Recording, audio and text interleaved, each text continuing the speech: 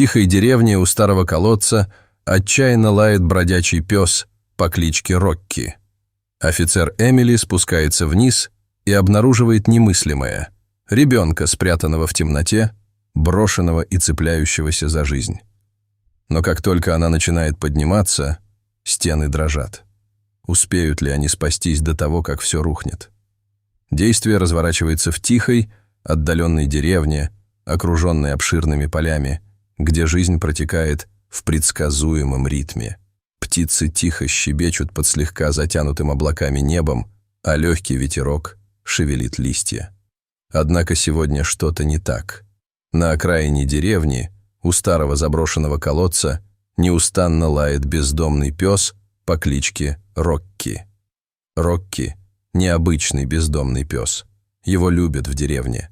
Известный своим спокойным и преданным нравом, он целыми днями бродит по деревне, здоровается с детьми и сидит у дверей домов, где добрые жители часто оставляют ему объедки.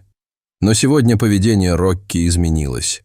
Его лай звучит настойчиво и неистово, привлекая внимание. Жители деревни начинают собираться, обмениваясь озадаченными взглядами. Воздух вокруг колодца тяжелый, с привкусом сырого запаха земли. Коричневая шерсть Рокки встает дыбом, когда он кружит вокруг колодца, не сводя глаз с его темной пасти и отказываясь уходить. Он словно чувствует что-то, чего никто другой не видит. Жители деревни, хотя и любят Рокки, встревожены. Они никогда не видели, чтобы он вел себя подобным образом. По округе разносятся шепотки, и любопытство превращается в тихую тревогу. Что могло так сильно встревожить их доброго Рокки? Прохожий, обеспокоенный необычным поведением пса, подходит ближе, чтобы разобраться, в чем дело, и перегибается через край колодца.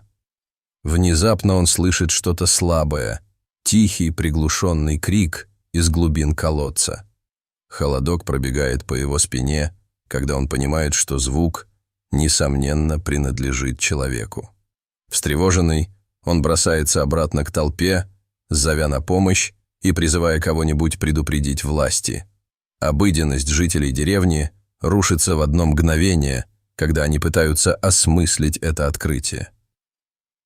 По небольшому собранию прокатывается волна беспокойства, и вскоре прибывает местная полиция во главе с офицером Эмили.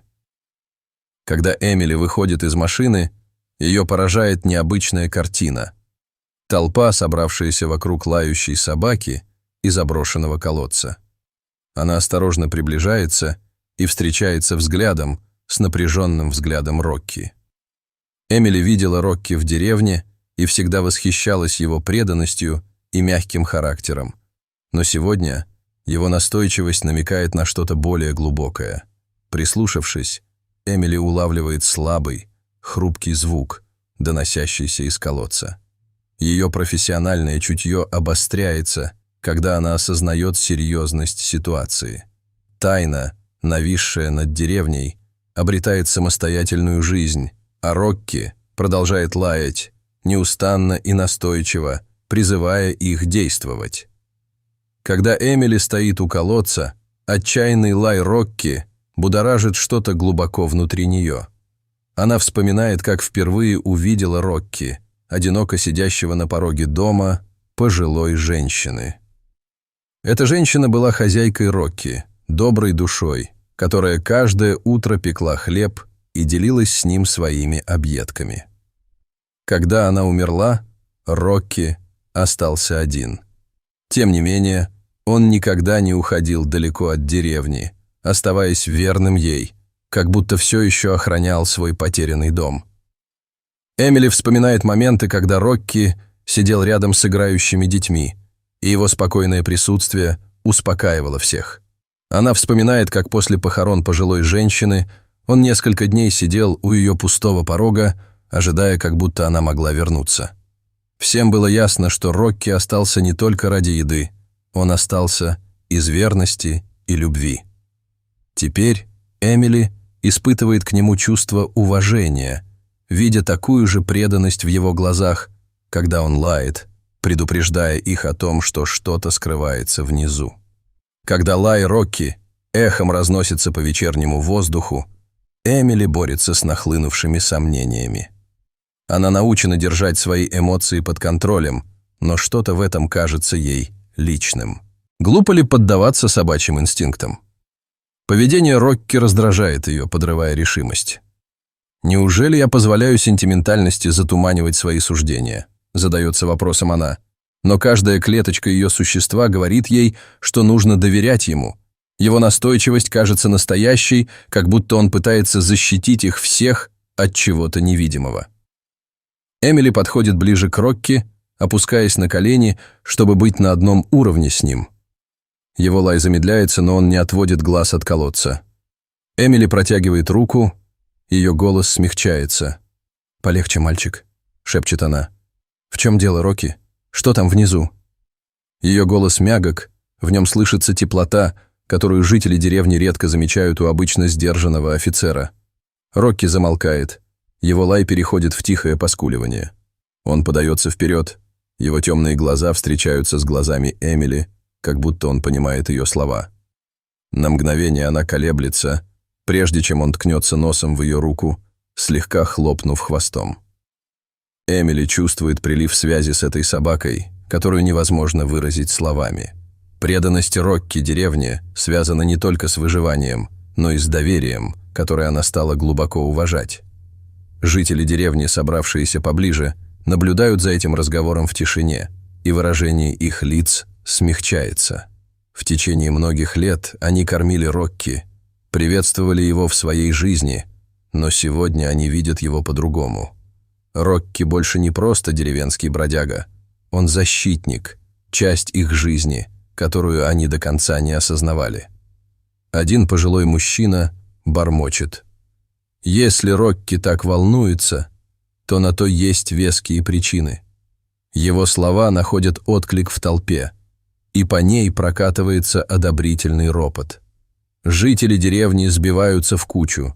Их страх уступает место растущему восхищению храбростью собаки.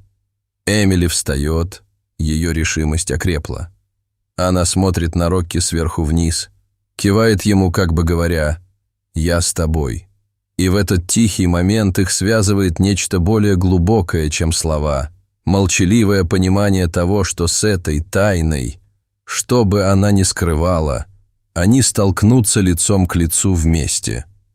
Срочность возрастает по мере того, как Эмили готовится к исследованию колодца. Главный конфликт теперь становится все более серьезным, возникает необходимость раскрыть то, что скрыто в его глубинах, несмотря на риск. Жители деревни обмениваются тревожными взглядами, пока Эмили осматривает старое строение. Колодец был заброшен в течение многих лет. Его стены покрыты крошащимися камнями и толстым слоем мха. Темная вода едва видна далеко внизу. Невозможно определить, насколько глубок колодец и насколько прочны каменные стены на самом деле. Эмили чувствует всю тяжесть этой задачи. Один промах может привести к серьезной травме или еще к чему похуже. Рокки пристально наблюдает за ней.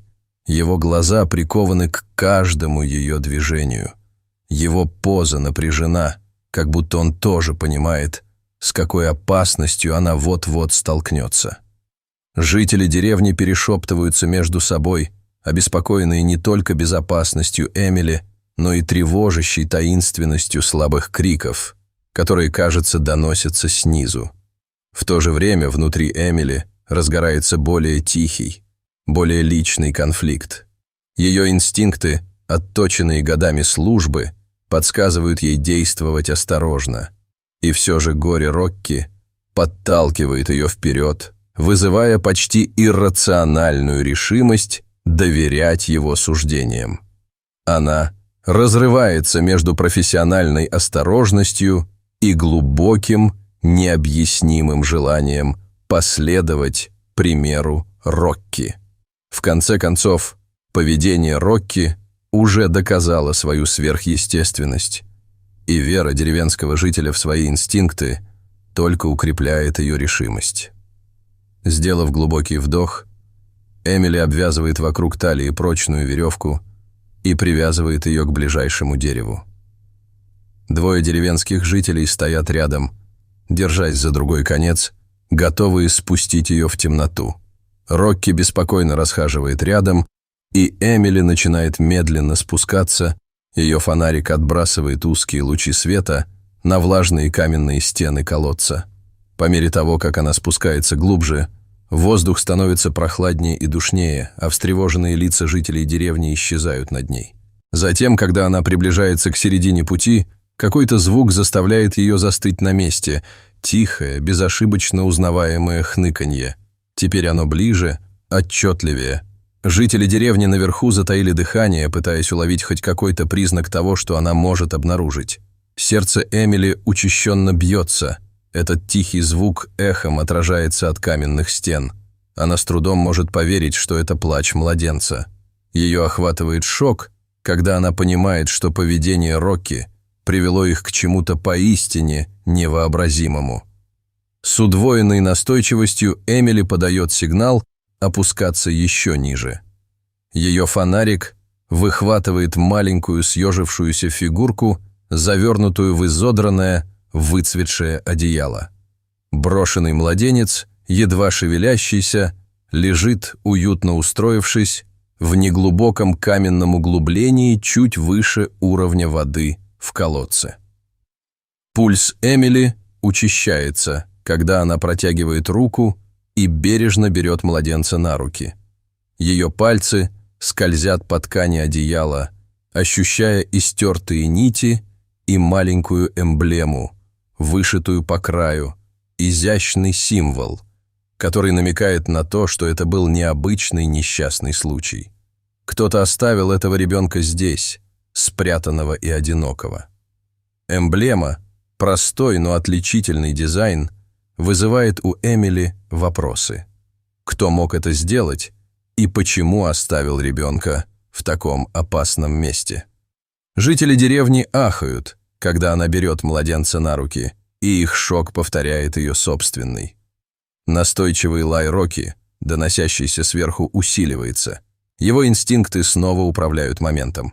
Облегчение толпы смешивается с пугающим осознанием того, что это спасение только усугубило загадку. Когда Эмили поднимается на поверхность, жители деревни не могут не задаваться вопросом, какие тайны скрыты в глубинах колодца и что означает эмблема. Они смотрят на Рокки с вновь обретенным уважением, понимая, что его интуиция была ключом к раскрытию этой скрытой трагедии. Жители деревни сталкиваются с насущным тревожащим вопросом: кто бы мог бросить ребенка на произвол судьбы? Когда Эмили баюкает хрупкого младенца на руках, она подает знак жителям деревни, чтобы те подняли ее. Лай Рокки становится все более настойчивым. Его голос наполняет воздух такой силой, что заставляет всех действовать быстро. Как только она начинает свой подъем, по колодцу разносится глубокий, тревожный скрип. Часть стены содрогается, и небольшой каскад камней падает в темноту внизу. Жители деревни задыхаются, крепче хватаясь за веревку и подтягивая ее и ребенка так быстро, как только могут.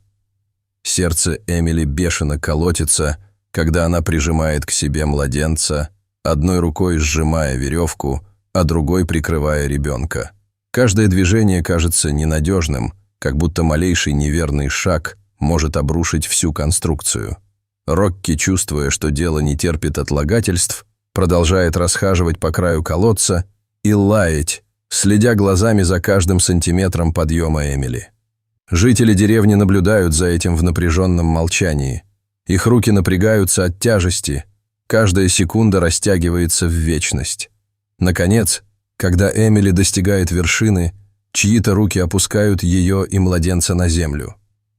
По толпе проносится общий вздох облегчения, и Рокки бросается вперед, виляя хвостом и облизывая Эмили руку, а его глаза полны благодарности и облегчения. Жители деревни окружают их, бормоча слова благоговения и недоверия. Их облегчение смешивается с глубоким уважением к преданности Рокки и храбрости Эмили. Деревенский врач забирает младенца, который немедленно начинает оценивать его состояние. Эмили с чувством усталости и облегчения наблюдает, как врач ободряюще кивает, подтверждая, что ребенок слаб, но жив. Ропот толпы стихает, тишина наполняется благодарностью и вопросами, на которые нет ответов. В последующие дни Рокки превозносят как героя. Его действия прославляются деревней так, как он никогда не мог понять. Угощения и нежные поглаживания приходят к нему из каждого дома, и жители деревни решают официально усыновить его как одного из своих, гарантируя, что он больше никогда не будет нуждаться в еде или крови. Его преданность и чутье оказались более ценными, чем кто-либо мог себе представить, и он быстро стал символом надежды и единства в деревне. Для Эмили тайна, окружающая ребенка, остается загадкой. Эмблема на одеяле не дает ей покоя. Маленький необычный рисунок, который, по ее мнению, может стать ключом к идентификации ребенка. Полная решимости найти ответы, она начинает тихое расследование, обращаясь к близлежащим деревням и чиновникам в надежде, что кто-нибудь узнает эмблему или получит информацию о пропавшем ребенке. По мере того, как Эмили копает глубже, она обнаруживает фрагменты душераздирающей истории. Начинают всплывать слухи о молодой, обездоленной женщине, проходившей через этот район за несколько недель до этого, что намекает на то, что, возможно, именно она оставила ребенка. Благодаря этой роли Эмили испытывает сложную смесь сочувствия и решимости. Оказалось, что эмблема была символом семьи женщины, вышитым на одеяле в качестве молчаливой мольбы о том, чтобы кто-нибудь позаботился о ее ребенке. Хотя Эмили еще не знает всей истории целиком, она понимает, что, спасая ребенка, она только начала распутывать клубок трагедий и лишений, которые привели к тому, что ее бросили. Ее уважение к инстинктам Рокки становится еще глубже. Он был нитью, которая вытащила эту тайну на свет Божий, связав всех участников таким образом, которого они никогда не могли предвидеть. Когда Рокки сидит рядом с ней, глядя на поля, Эмили испытывает чувство умиротворения и благодарности. Она ощущает глубину их связи, молчаливого партнерства, основанного на доверии и обоюдном стремлении защитить тех, кто не может защитить себя сам.